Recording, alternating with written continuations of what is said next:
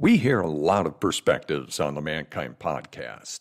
Inclusion of a guest is not an endorsement of their views, and the opinions expressed here do not always represent the mission or values of the Mankind Project USA.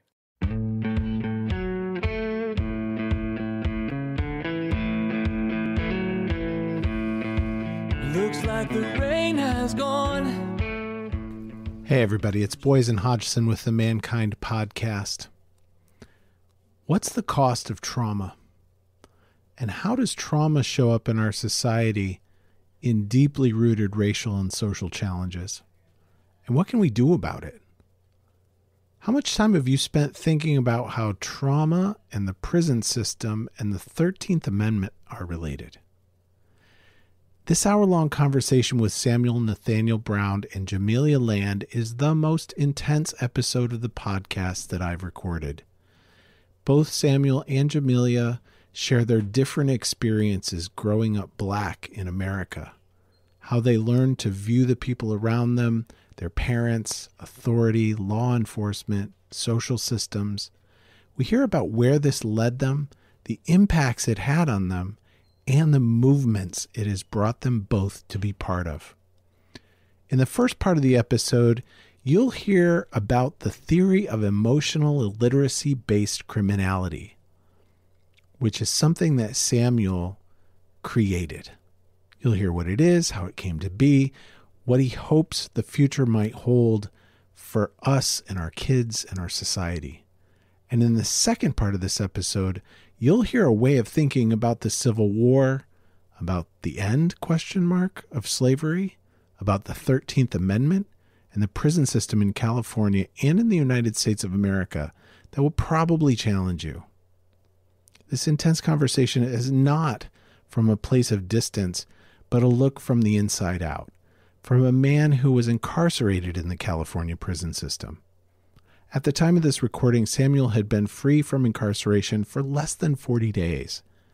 And from his wife, Jamilia, a woman who has been an activist in helping to end violence and as a champion of human rights since she was a little girl.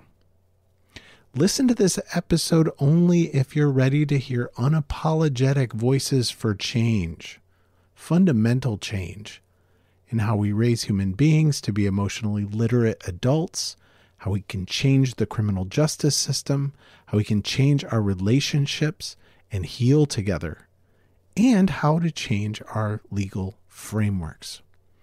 In Samuel's own words, this is an opportunity for us to evolve in our shared humanity as a collective. I hope you enjoy this episode.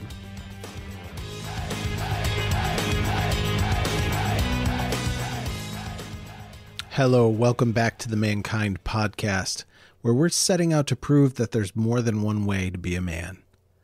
In today's recording, I'm speaking with Samuel Nathaniel Brown and Jamilia Land. And I'm not even going to say anything right now, but why don't you guys just say hello, and then I'll tell the audience a little bit more about you. Go ahead, baby. Good afternoon, everyone. Thank you for having us, Boysen. Yeah, thank you for having us, Boysen. My name is Samuel Nathaniel Brown. This is my wife and Jamilia Land, and we're happy to be here. Thank you.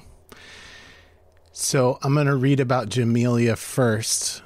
So Jamilia is the ASAP co-founder. Jamilia Land is a community trauma engagement specialist who works with people in communities impacted by systemic racism, economic injustice, and adverse childhood experiences. We're going to come back to that again and again.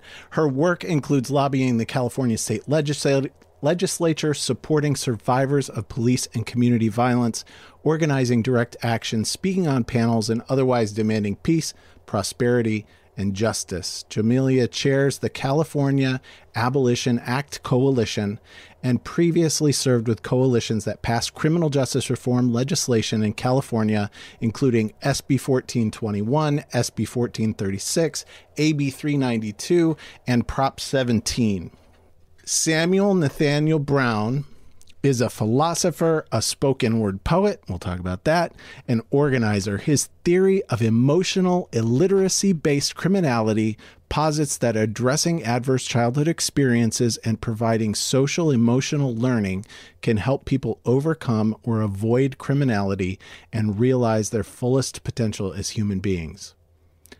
Sam's work includes the 10P Project, the Boys to Men Workshop, Survivor Offender Mediation Seminar, and the Brain Project, which are offered at multiple California Department of Corrections and Rehabilitation facilities.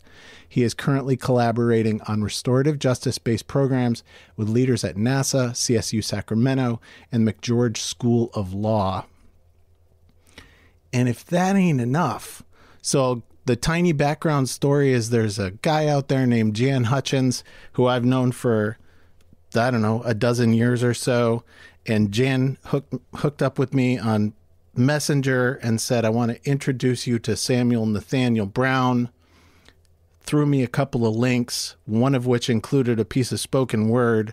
Samuel and I connected less than a week later, and here we are talking again, and we'll come back to how this conversation really goes. But first, let's start with a brief background. And Jamilia, why don't we have you go first? Because you and I haven't had a chance to hang out. So what else do you want to say besides what's in your incredible bio? Okay, so I was born and raised in Oakland, California. My mother and my father are original members of the Black Panther Party. They were also heavily involved in the Nation of Islam. I am my father's only living child, so I came up with my father kind of as an only child. My grandparents migrated here. My father's parents migrated here from Texas in the late 30s. My mother's family migrated here from Louisiana in the mid 40s. My parents were in their 40s when they had me. So, you know, I came up with an older demographic. And, you know, pretty much I saw them fight for the people. They had community meetings in the house. There were community gardens. It was, taking care of the neighbors. My grandmother was like the grand matriarch of the community. She had multiple rental properties. But I had this interesting duality in life where I attended a predominantly white school. I took violin and piano lessons. I went to debutante balls. But I was in the hood with the people on crack and on heroin and the teenage moms. And I saw the pressures there. And my grandmother was very intentional about how she raised me, and my father. They were very, very influential in my life. And so my father had a restaurant called My Favorite Things, and my first real experience with advocacy was actually with my father. I was 10 years old, and he was out sweeping the street in front of his restaurant when one of his friends by the name of Dupree came running around the corner. And behind him was a police officer by the name of Trackstar. And Dupree was recently released from prison.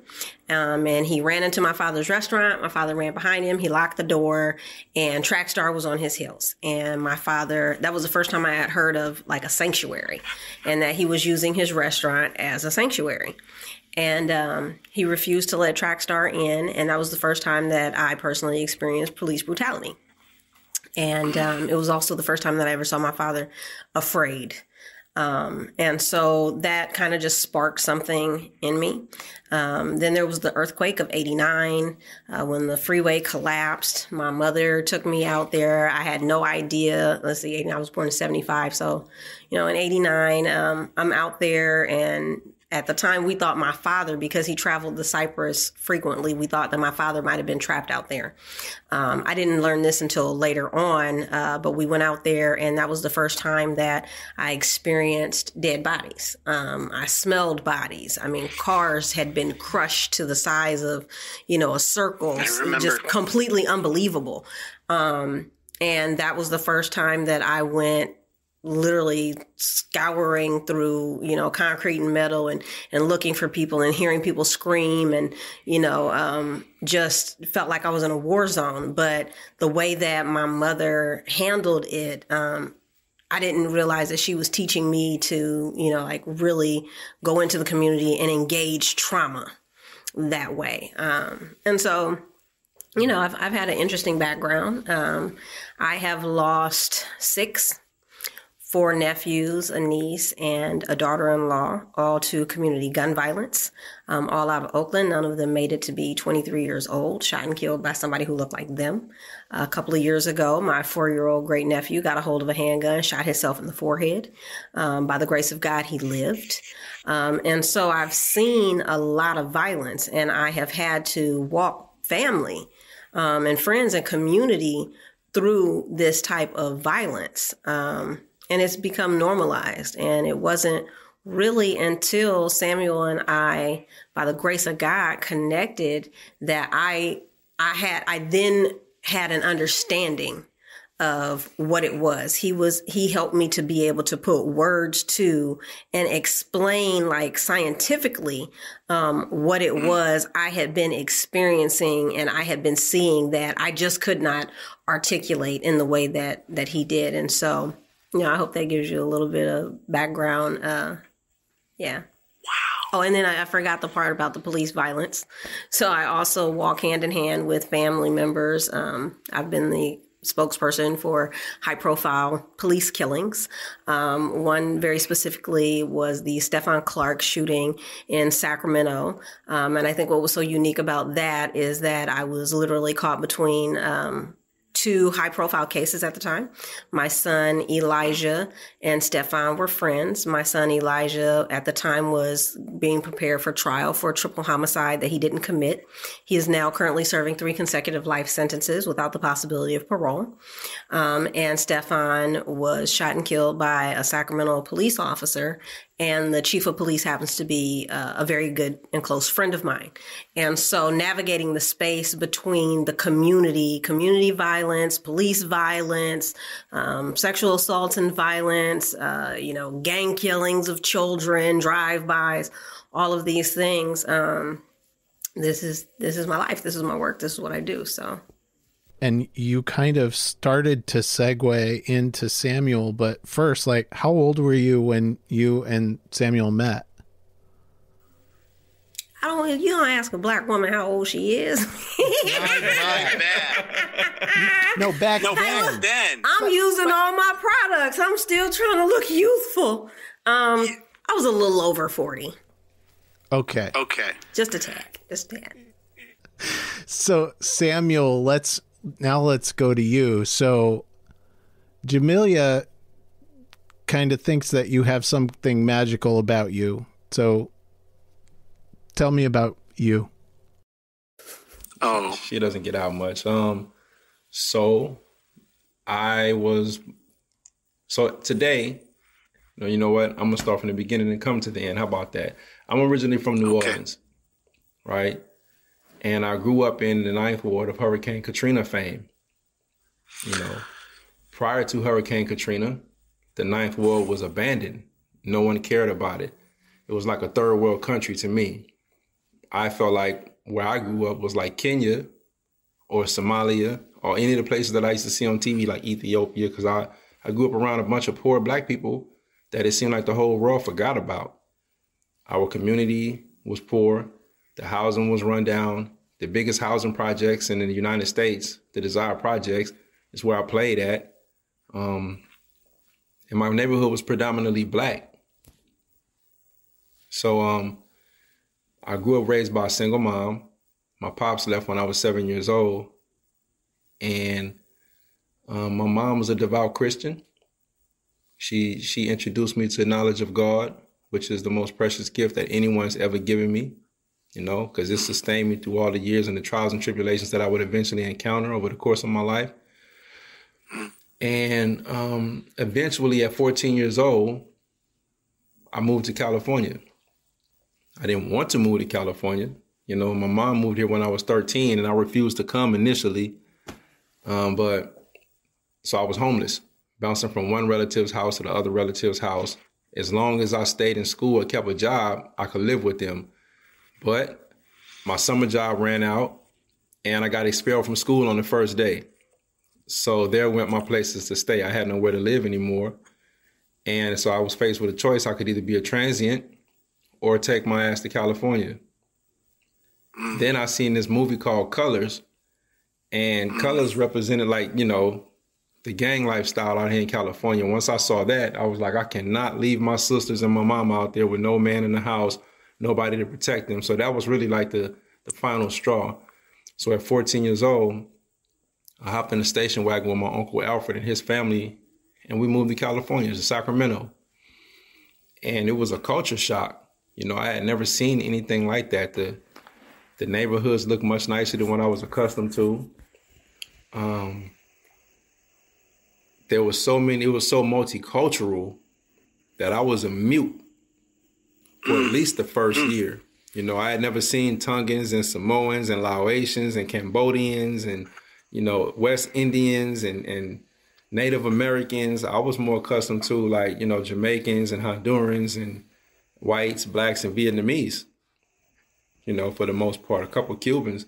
And everybody that wasn't white identified with being black in New Orleans. That's how I grew up. You know, my entire community was black. The police officers were not all black, of course. They were white patrolling black neighborhoods. But the crack dealer, the crack addict, the preacher, the professionals, the people that ran the moms and pop stores, everybody was black. My teachers, my classmates. So when I come to Sacramento and I see little white girls with like tank tops and wife beaters on and blue rags hanging out their pocket talking about, what's up, cuz? I'm like, what the hell is this? It was a real culture shock, right? Blew my wig back. You know, to see, I had never met any Mexicans before. So to see the, you know, the Mexican guys running around with the blacks and everybody and having their own cultures and doing their own thing, it was just a culture shock for me. So for the first year, I didn't talk. Plus, they made fun of my accent. So long story short, within 6 years of arriving to California, but let's back up a little bit since we've been candid here. When I first arrived there, I was getting to know the area, so I would ride my bicycle.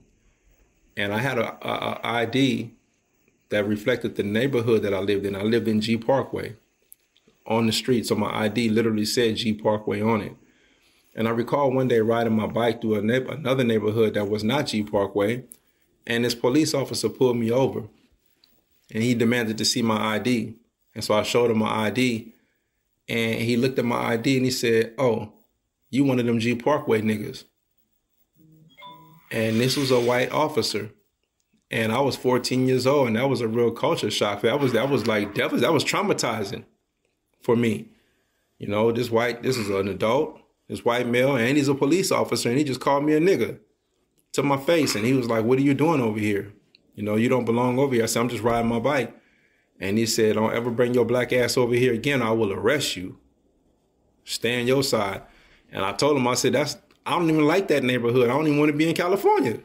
I don't like none of this stuff. But he insisted, you know what I'm saying, that I need to stay in that community and not be caught on my bike ever again over there. So that occurred.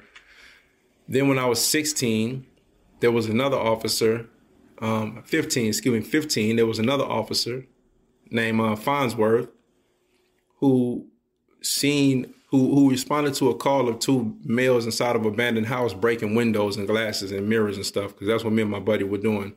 We were in an abandoned house, letting out some of our angst and anger, and we were breaking like mirrors and things of that nature. And he snuck in and he caught us. And he put the gun to my head and he was like, "Drop the bat, I'll blow your fucking head off," you know?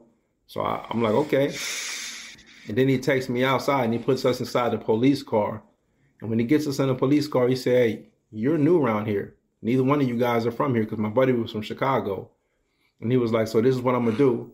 I'm going to drive you all around in this car." He said, "From now on, you're going to be informants for me.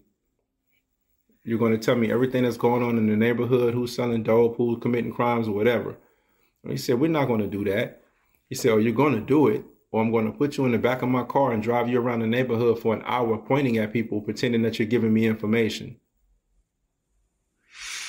We said we're not going to do it. So he did exactly what he said he was going to do. He put us in the backseat of that patrol car, and he drove around past all the gang members and the dope spots and everything, pointing at people as if he was talking to us. And we would just lay there in the backseat with our heads against the windows of the car. And then he pulled up like an hour later in front of a bunch of Crips. And he was like, so I'm about to put y'all out in front of them and give you a $5 bill and say, thanks for the information. So we was like, all right. We'll do whatever you want us to do. So he drove us, dropped us off. We gave him alias names. And then from that point forward, anytime Farnsworth would see us, he would call us Greg, and I forgot what my buddy said his name was, but we would run. And so the significance of that story is the first white person that called me a nigger to my face was the police, a white guy, a cop. And then I started running from the police because of this white guy, a cop, who tried to make me into an informant and didn't threaten my entire life. You know, and that's significant when we talk about 14 and 15 years old. And before then, I never had a criminal record, never been to juvenile hall, none of that. No, but this type of stuff is significant when we talk about, you know, causative factors that lead people to adopting criminality. So at that point, I just started hanging with all the people from the neighborhood because I'd rather identify with them than identify with the police. So by the time I arrived there when I was 14, by the time I was 16, I was facing 2 life sentences and 40 years in prison. And I got convicted. And so as of today, I've only been out of prison for 36 days, and I served 24 years. And now I'm here talking to you alongside my wife. Thank you.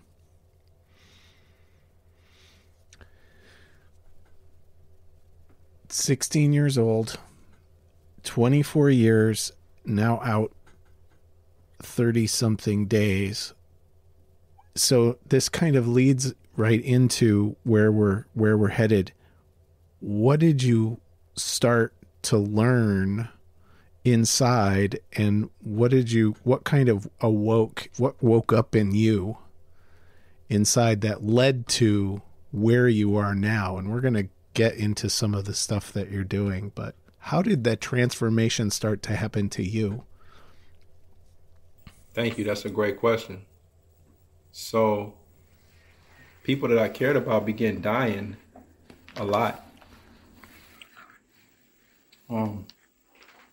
Excuse me. Sorry. People that I cared about began dying, right? And I lost my father. I lost my uncle that drove me to California. His wife, she passed away. I lost a few of my cousins. I lost my other auntie. So it was a lot of death. It was certainly involved. That's one. But two, from the moment that I stepped inside of the prison, there were two different forces that I was greeted by. One force was, here's a knife, here's some weed, here's some alcohol. Keep your eyes open, mouth shut, 10 toes to the ground, and be cool. You know, be ready for whatever might kick off. Kill or be killed. But until then, stay high, you know. Then there was this other element of brothers who was like, here's a book. It's on history. Here's a book that's on spirituality. Here's a pen and pad.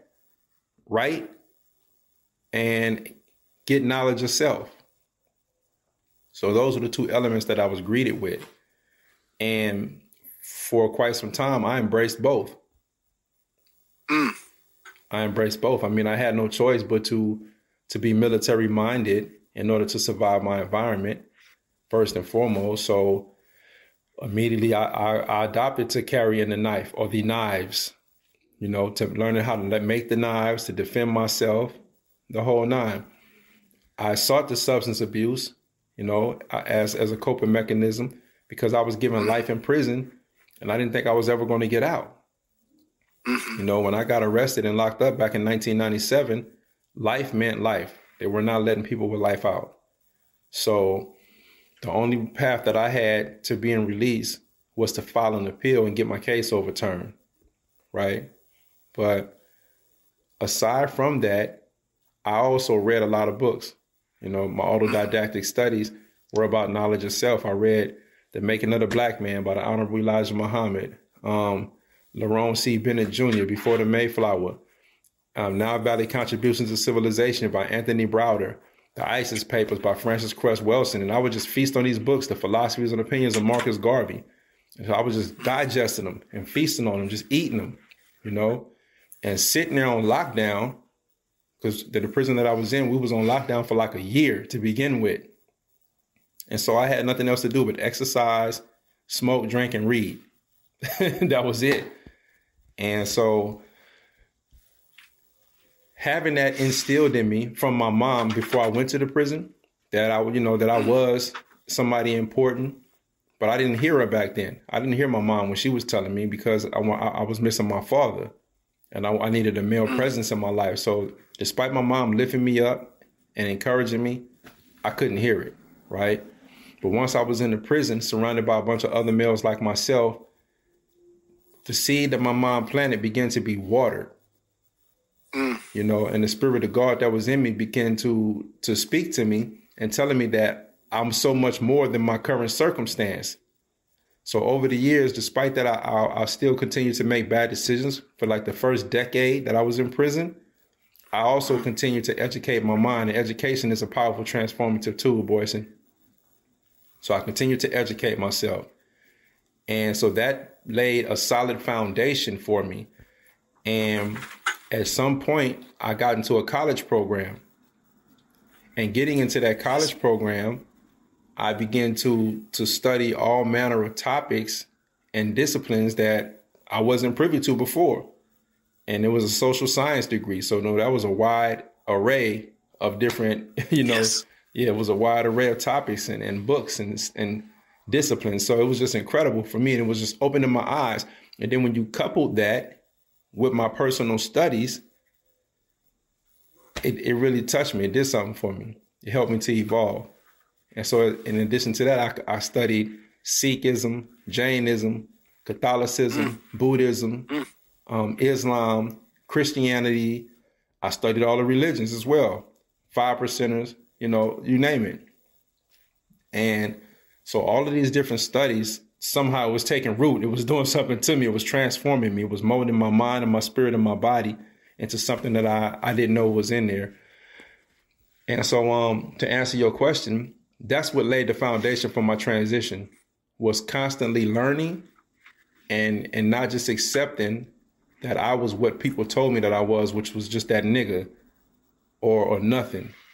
Despite my worst circumstance, I still knew that there was something greater in me and that there was a higher calling on my life. I hope you're enjoying the Mankind Podcast. The Mankind Project supports all kinds of men with men's groups and programs aimed at building self-awareness, improving relationships, and upping your game. If you're ready to take that next step and you're a man of color, check out the men's work for BIPOC men at bit.ly/menswork3. Because I want to keep bringing Jamilia's voice into the room. So a couple of things that I've heard are the power of matriarchs. And the two of you, so I heard what you said, and I won't repeat it back on how old you were when you met. And how did you two end up together? Like, how did that happen? So I was, at the time, working with Senator Nancy Skinner. So let me back up a little bit. I had left California about 2 years prior to us meeting. I was in Atlanta. I was working, I was doing a lot of branding and PR work for a large three-letter entertainment company. And I got a phone call that my son was on the news and that he had been arrested for a triple homicide. And now I'm back up a little because Elijah is not my biological son. Elijah is a foster child that I took in and adopted. And so I got this call that he was on the news. I knew that he had no one. His birth mother had abandoned him at the age of 10. He was on the streets until he was the age of 16 when California's foster care finally got him. And I got him at 17, just months before turning 18. And so I knew he had no one. And I literally opened my front door, went next door, told my neighbor that, you know, I'm getting ready to haul tail back to California. You guys can have anything in here you want. I gave away every piece of furniture that I had. And I packed up myself, the girls. And at the time, my father, when I moved to Georgia, I took he was in his late 70s at that point, 70-year-old father, and my mother. And so my mother and my father stayed behind. I came back to California, and I was at a rally one day for SB 1437. At the time, I was working with Senator Skinner and the coalition to change California's felony murder law. And it was very important to me because I knew that this new piece of legislation very well could be the key to save Elijah's life. And so I was at the rally, and I got up and I spoke. And when I was done, a gentleman came over to me and he said, "Hey, you know, I know your son and I knew Stefan." And he said, you know, go to the jail, tell your son that, you know, you met me. Here's my information, you know, give me a call. I want to help. And, you know, I was just like, I don't want to be bothered, you know, whatever guy. But I did go to the jail. I visited with my son and I told him, I said, "Hey, you know, I just met this guy." And he goes, "Oh my God, Mom, really? Like, he's out. I'm like, he's out. He was in a 3-piece suit looking like a pimp from Augusta, Georgia, and some bad shoes." I said, "So what you mean he's out?" He said, "Yeah, Mom." And so he goes, "You know, this guy, he's really solid and blah, blah, blah, blah, blah. You know, he's helped me walk through some stuff. You know, he just got finished doing life. I can't believe he's out." And so I was just kind of floored. Long story short, fast forward, this gentleman introduced me to Sam. And we initially connected on we were going to fight to get him free, right? And what I didn't realize was that the fight was to get me free. That though he had been physically incarcerated, he was freer in his mind than I was. And that I was physically free in the world, but I was trapped in the cages of my mind and my pain and my childhood trauma. And so God brought us together via another former lifer. And while I thought I was going to be helping him to free him, he was helping me to free myself and to fight for my son. So that's how we came together. Yeah. That's right. Yeah. I'm just going to keep breathing and asking questions and let this happen.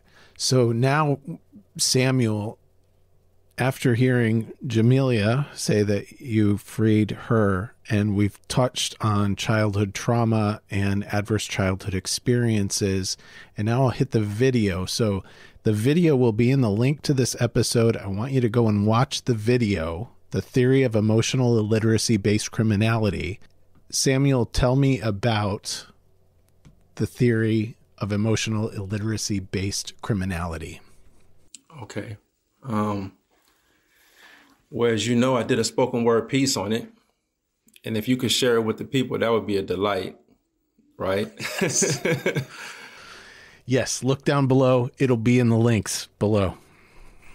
Got you.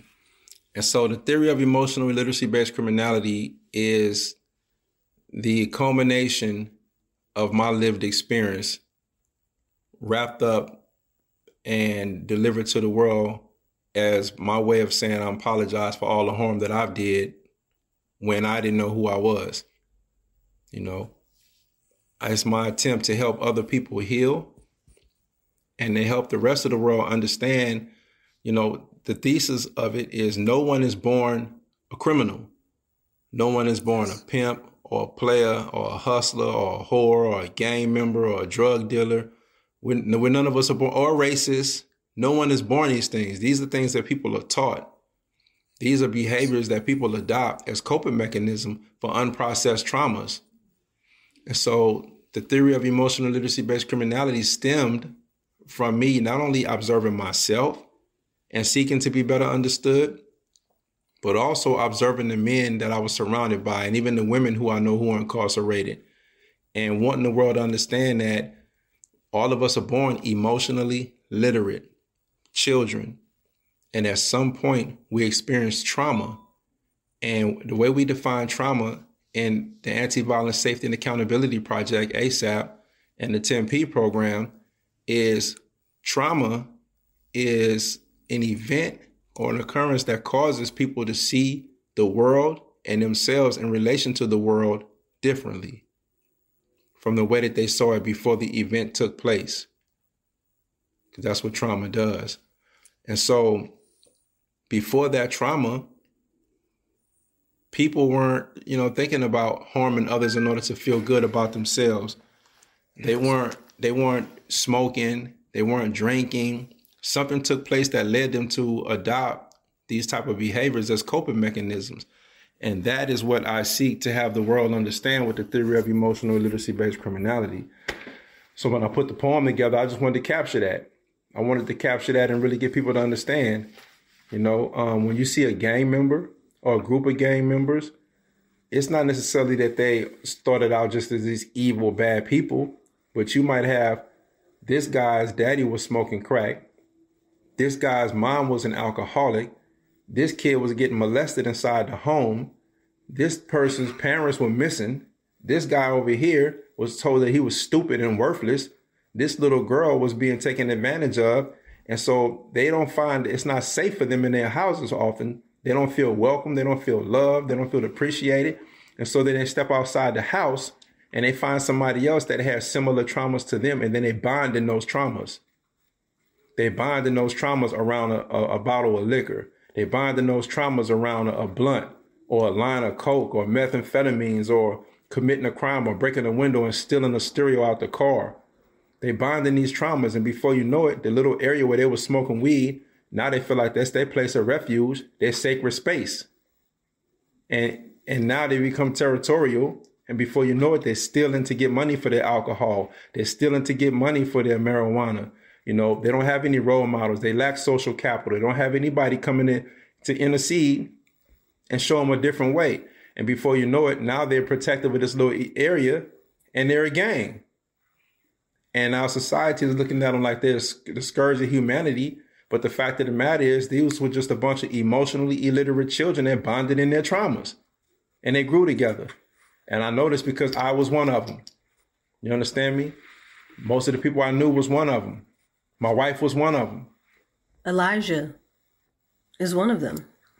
And so I put that out there as an offering to the world, not only to better understand how people turn to criminal behavior, but also so we can eventually get the theory operationalized and recognized by the scientific community so that we can use it as the basis for new approaches to criminal justice and how we deal with people who commit crimes, and have it rooted in adverse childhood experiences and understanding, and not just from a social perspective, but also from a molecular perspective.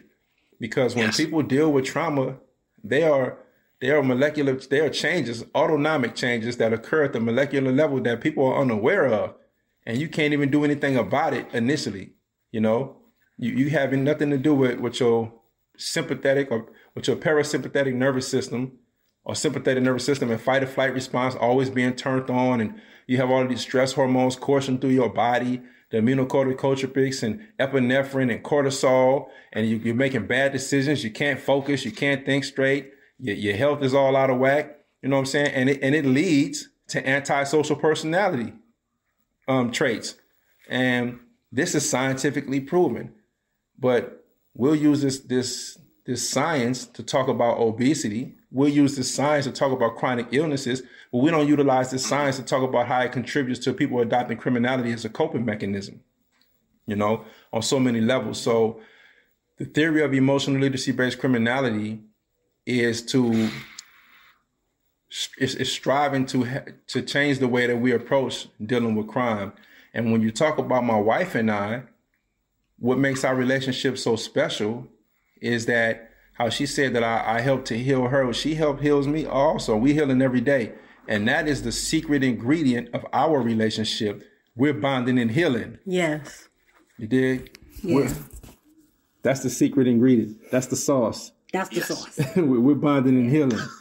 Whereas on the streets, and when I was criminal minded or participating in criminal behavior, I bonded in traumas with those guys. But with my wife, we bond in healing. And that's the adhesive that keeps us so close and tightly knitted together and able to do what we do. Yes. Please, come in. Just a tad, thank you. So I would like to kind of touch on the theory, right, as well as step inside the circle. So you may not know, but Samuel and I are actually executive producers alongside Fritzie Hortzman. I introduced Fritzie Hortzman and the Compassion Prison Project. They were about 11 months old at the time. And I had posted a poem that Samuel wrote called Stop. And his friend Chris Saka had posted it on his website. And so I shared the poem, and she was very interested, and she reached out to me via Messenger. We connected, and I introduced her to Samuel. And so that is how Step Inside the Circle, Childhood Trauma Behind Bars, and the Honor Yard actually came into fruition. It was through their meeting. She then went into the facility. She met with Samuel, attended his 10P class, and then he went ahead and he assembled over 250 men, got all of the permissions, did all of the work from the inside, rehearsed the men, and then she came in February of 2020, and they filmed Step Inside the Circle, and from that has been birthed the Honor Yard, where he talks about the symptoms of trauma. And it has been such a success that the governor of the state of California saw Samuel's plea for help for the people and reached out to Surgeon General Nadine Burke-Harris and has started doing some of the work inside the prison as well. I called them both out by name. I said, Governor Newsom and Nadine Burke-Harris, we need y'all help. So they answered and they came on the strength of me saying that and reaching out to them. And so the magic that you see on there is basically, it's the Mankind Project. It's the Inside Circle Foundation, because I'm part of the Inside Circle Foundation, which is a derivative of MKP, as we know. And so the work that we do in these healing circles, I promised that I would always carry that forward with me, because that's what we do as initiates of these circles. And we know that that's our job. And so I have been doing this work inside of the prison when I was in Folsom, and when I transferred to the other prisons, I continue to hold space for men and women and anybody who needs someone to hold space for them. And in doing so, when my wife introduced Ms. Hortzman to me, she had no action at getting inside of the prison. She didn't have the connections or anything. And because my program had been running successfully in CDC for 8 years now to this day, I had a good rapport with the wardens and the associate wardens and the deputy chief wardens and the captains. And on the strength of me and the program that I had been running, the 10P program, they gave her permission to come in and sit in my program and also film me doing a poem at the Pause for Life graduation, where I was invited to spit the theory of emotional literacy-based criminality. And so I went around and I galvanized all of these men and asked them to participate in this circle. And based on the trust that they have for me and for the work that I've been doing for years inside that prison, I was able to call out 250 men and bring them to the forefront to talk about their traumas based on the work that we do with the Inside Circle Foundation and Mankind Project and the magic that we bring. And so when she came and she captured it and she put it forward, as if it was her work, you know what I'm saying? And it really wasn't. It's been heartbreaking, to be honest with you, because she's taken it and built her entire organization off of it, and basically left me out to dry. And that sucks real poor bad. And I don't even want to continue to go there, but had to say that. And this is the first time we've actually said this in an interview, But we have to be careful of people who utilize their platforms to take advantage of the vulnerable populations, mainly the incarcerated, the marginalized, the oppressed, the downtrodden. And that's basically what she did, And so, if I may interject, as we talk about trauma. Too much time on her. No. As we talk about trauma, we talk about systemic racism, and as you heard him talk about earlier, right, his first experiences coming to California with white supremacy and whites in positions of power. You can only imagine all the work that he has done, how re-injurious something of this magnitude could be. And so I'm so grateful for him and his constant daily evolution that he has been able to continue to move and walk forward despite these things. But these are some of the things that, a lot of people don't understand, and why people like Samuel, who possess just this amazing brilliance, are oftentimes exploited for ill gain. And so, again, we're just grateful and appreciative that, we're here and able to share on your platform, and that this is about educating and empowering the people and getting the healing to them that is needed, and not exploitation. And so for that, Boyson, we thank you. You're welcome, and I'm honored and humbled. And I want to get to, so down below, you're going to see links. So we've heard a couple of things. You've heard about the ASAP, which stands for Anti-Violence, Safety, and Accountability Project. So there'll be links down below. There'll be a place for you to go and look at that. And then we need to get to something else here, which is to talk about ACA 3. So bring us full circle into adverse childhood experiences, trauma that we end up embedded in, systems of oppression that then take that trauma and turn it into a system of modern day enslavement. So when you and I spoke before, we were talking about like the new Jim Crow, and let's talk about how that gets systematized into things like the Constitution of California and the Constitution of the United States. So speak to that. Sure. So here at ASAP, we talk about the Civil War. And so you have the popular narrative that is placed inside the history books. And then you have the actual narrative that you may have to get from a griot or somebody that's doing autodidactic studies, right? And so here we don't see the Civil War as a fight to liberate the enslaved, but rather as an antitrust suit that was litigated in blood on the battlefield. And the technology that was being warred over was slavery. Slavery was the latest technology, and the southern states had a monopoly on it, and the other states wanted in. And so what we seen them do with the Civil War was not abolish slavery, but rather condition it on a socially constructed mechanism known as due process, which in essence expanded it to all 50 states. In the Department of Corrections, all you needed was a corporation that contracted with the Department of Corrections of that state, and you now could employ slave labor. So in essence, they expanded it, and it was conditioned on due process and a subsequent felony conviction. So they came with the 13th Amendment, which didn't abolish slavery, but rather reads, slavery and involuntary servitude are prohibited except as punishment for a crime.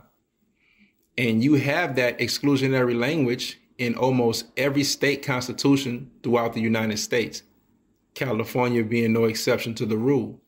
And so Article 1, Section 6 of the California Constitution states the exact same thing, that slavery and involuntary servitude are prohibited except as punishment for a crime. And so in 1849, when California was suggested by the slave-holding states of the South to become a part of the Union, the whole purpose was to expand slave-holding territory. In 1850, when it was ratified, that was the purpose for California. Joining the Union was to expand slave-holding territory. Now, in the year 2022, California is the premier plantation state with over 36 prison plantations, more than any other state in the nation.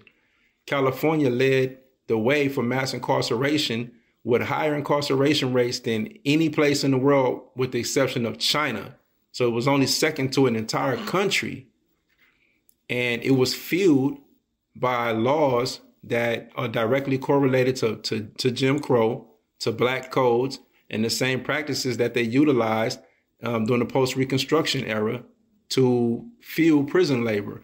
And that was to create laws that decimated black communities and locked up the black body because they had more work inside of the prison than they did inside of their communities, right? So today we find 3 strikes laws. We find the truth in sentencing law. We find life without the possibility of parole. We find the 10, 15, 20, 25 gun laws, and all the, and it's disproportionate sentencing, and they're mostly targeting people of color, communities of color.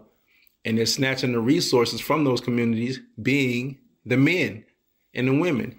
And they're placing them inside of prisons where they all of a sudden have worth because now they can perform these tasks and these jobs that the private prison corporations and their benefactors contract with the state departments of corrections in order to fill their coffers. So when we're talking about involuntary servitude and what it looks like in the contemporary setting, we're talking about lens crafters. We're talking about license plates being DMV, the Department of Health and Human Services, the Department of Transportation. Yeah. Oh my God. Yeah. And in California, we have an entity called CalPIA. And CalPIA has a board, and their board is structured like a corporation. And whereas you heard Samuel talk about private industry, such as LensCrafter, here in California, CalPIA's board is comprised of a number of members, and one of the members is a chair. The chair of the board is appointed by the governor.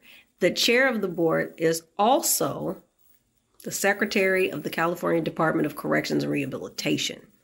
And each member on that board is appointed by someone from California's state legislature, either the assembly side or the Senate side. So in California, it's a unique situation in that the state of California is in fact enslaving its own people. Then it also can only contract with other government entities, such as the Department of Transportation, the Department of Health and Human Services, so forth and so on. So in essence, our loved ones who are inside of these carceral settings are in fact employees of the state of California. However, upon their release, if they are ever released, they cannot go and get a government job because they have been deemed felons. Right. So that's the twisted technical side of it. Now, let me give you the actual application of it so you can see what it looks like in a contemporary setting. So how ACA 3 came about is where we're headed, right? Yes. Yes. It came about because I was employed as a healthcare facility maintenance worker, which is also known as environmental technician, which is fancy jargon for a hospital janitor, right? As such, I was constantly on the front line of COVID-19, of the pandemic. And in the prison that I was in was where the first positive case of COVID took place inside a carceral setting. And who was tasked with sterilizing and disinfecting that first cell? Me. Everyone was terrified. Everyone was afraid. No one knew what to expect. I had read history books about the influenza 1919, so I knew it was real. I knew about the Black Plague and so forth and so on. So I was terrified, just like everyone else. And I did it. I went in there and I sterilized and sanitized the cell. And full hazmat, but terrified nonetheless. Yeah. And in doing so, it happened again and again and again as the cases began to spread and the staff members continued to come inside sick and not wanting to stay home, and they were infecting the prison population. So I told my supervisors, listen, I'm not going to continue to come to work every single day because I don't want to get sick. I'm asthmatic. I've had a collapsed lung and I have a high morbidity rate for COVID-19. So quite frankly, I'm not willing to die for the 35 cents that you paying me an hour, 35 cents an hour, right? And they laughed initially.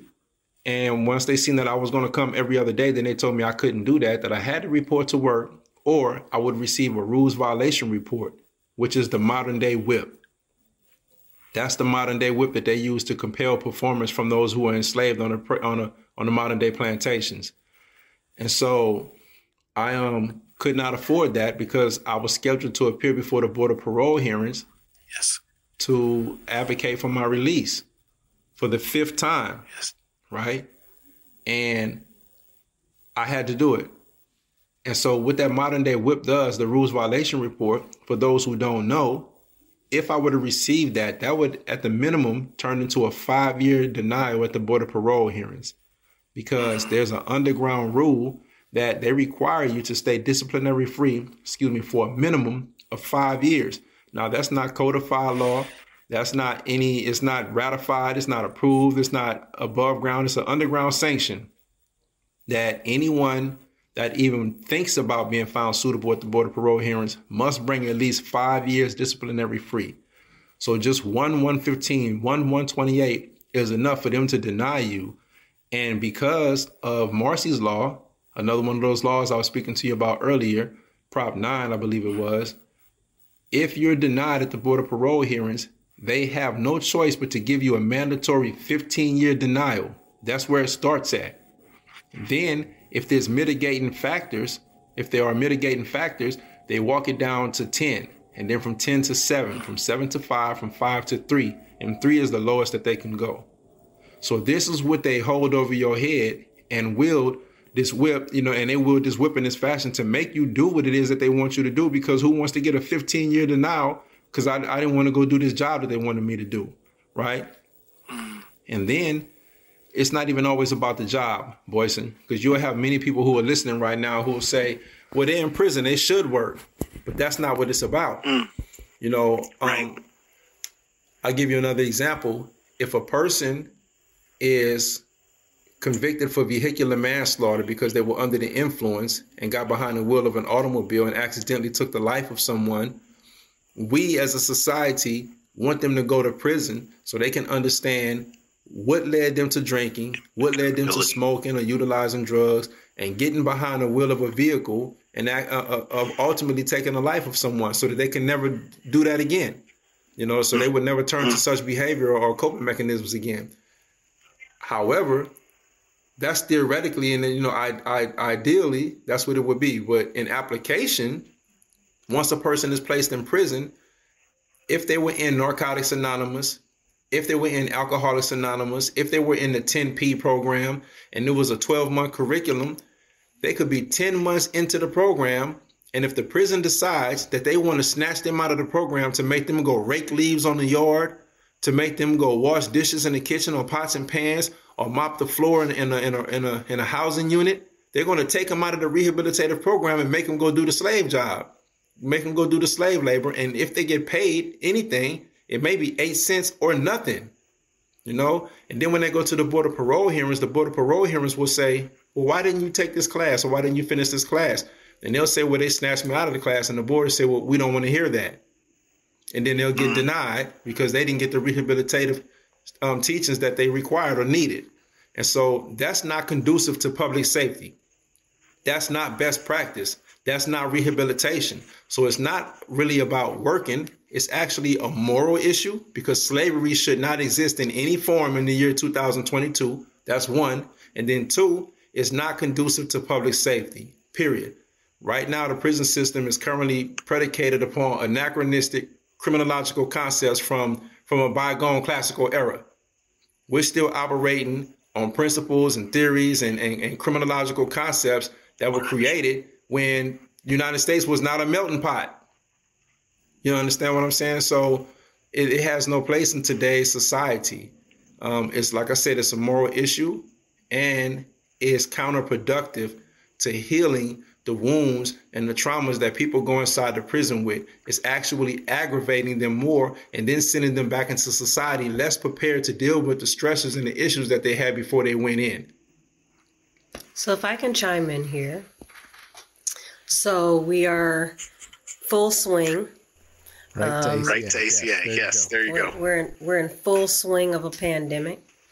And I am being told that my husband cannot refuse to go to work or he's going to get hit with this rules violation.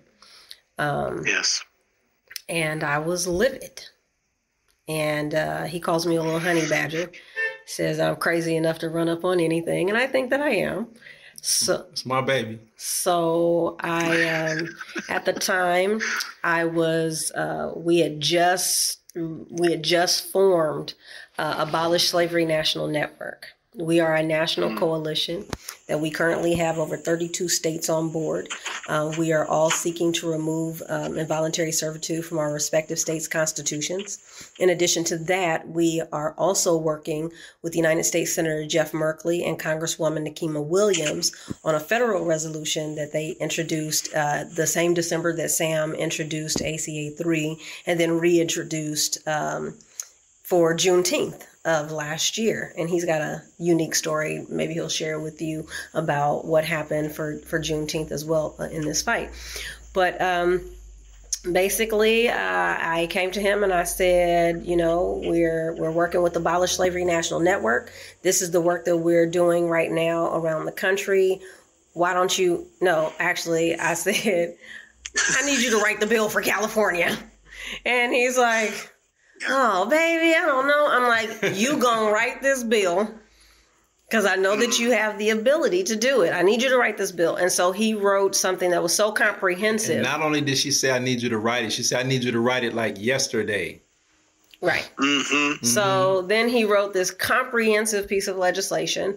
I took it to, at the time, Assembly member Sydney Kamlager, and she looked at it and said, okay, if we try to push this thing through the way that it is written, we are going to, in essence, be shot down before we can even get through the door because it was so comprehensive.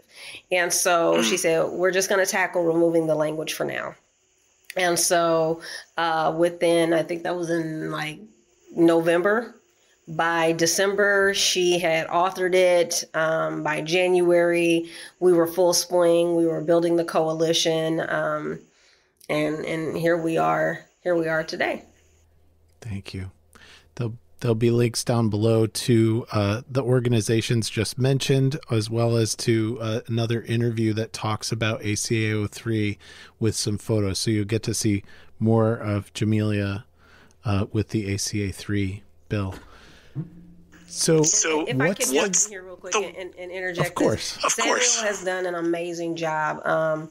From press conferences, from the prison phone. And I want to stress, the resiliency here, right? And the tenacity that he has to be the voice for the people. And during this process, he got a lot of pushback, and he had false 115s written up against him just a month before he was going before the board. He was physically assaulted by an officer to the point where other men, that normally would not speak out were speaking out saying, when we saw what happened to him, we thought we were about to see another George Floyd. And people don't know that, from behind those walls, all this fight that he's done, that he has been willing to lay his life down for the people. And there was a point in time when I wasn't sure if I was going to see my husband alive on the other side of those walls, but yet he continued to fight. And so, that is why I fight for him. He is my champion. He is my hero. And he is serious about the work that he is doing and genuinely changing the overall infrastructure of us as a society, as us as a people, right? Where we don't see one another as different ethnic groups or, different socioeconomic or religious backgrounds, that at the end of the day, if there's going to be a box that we check off to identify ourselves, let's do it by blood type, because we all fall under one or another. Thank you. So I'm going to go, this is going to be the last question. This has been powerful and intense, and I wish that you listeners were in the room to kind of hear it. And the final question to both of you is, what's the world look like when we're done with this work? Oh man, this world looks like our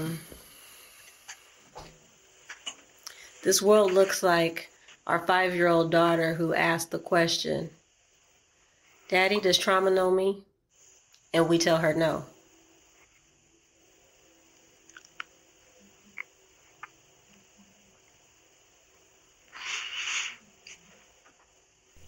May it be so.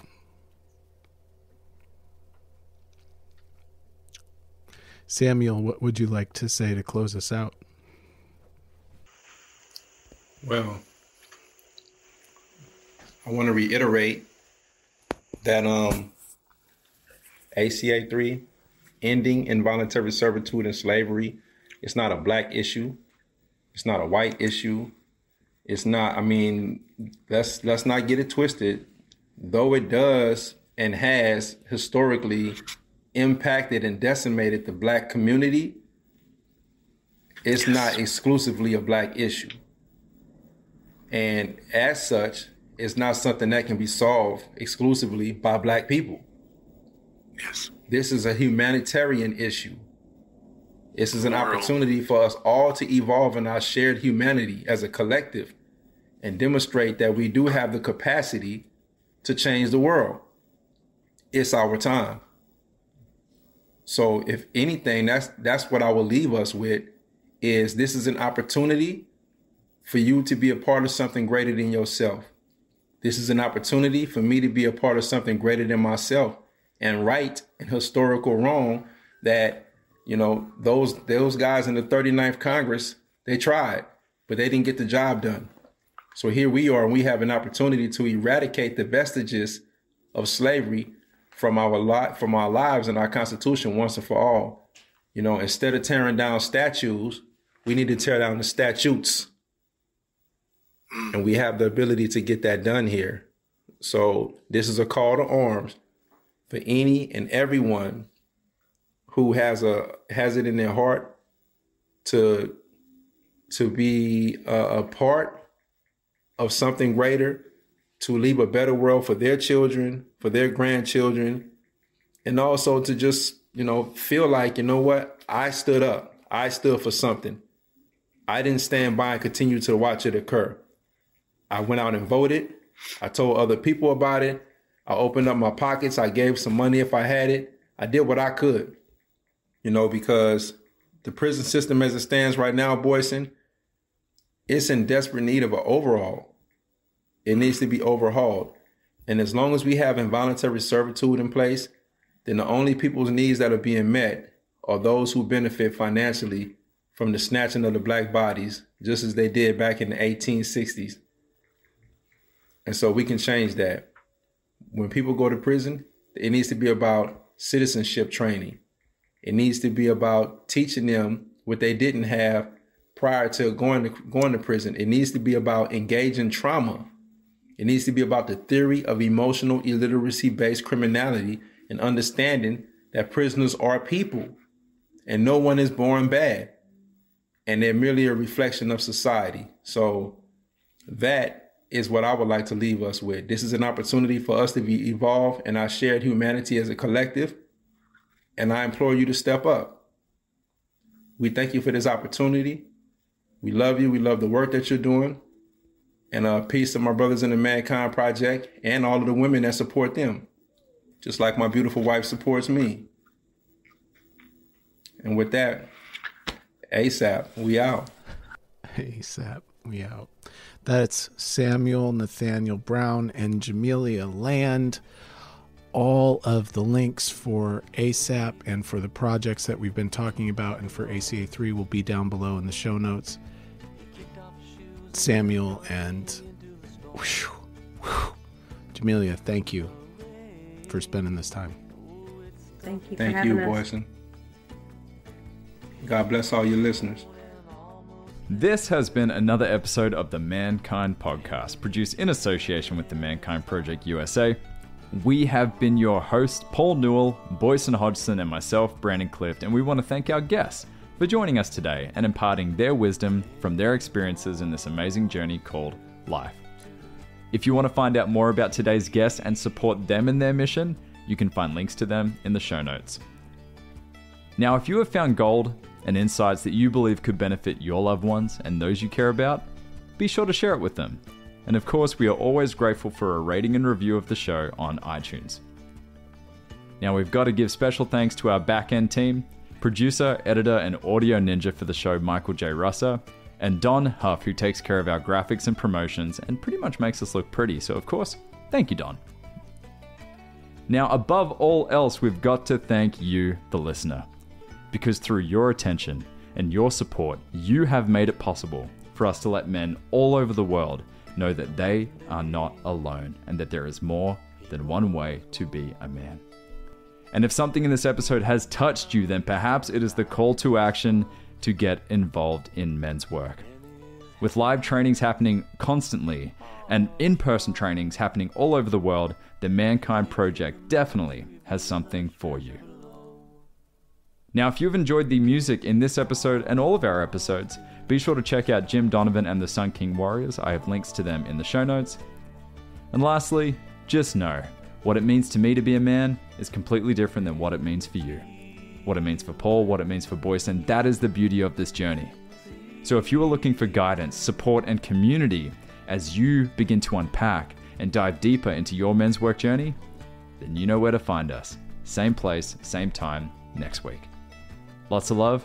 We'll see you then.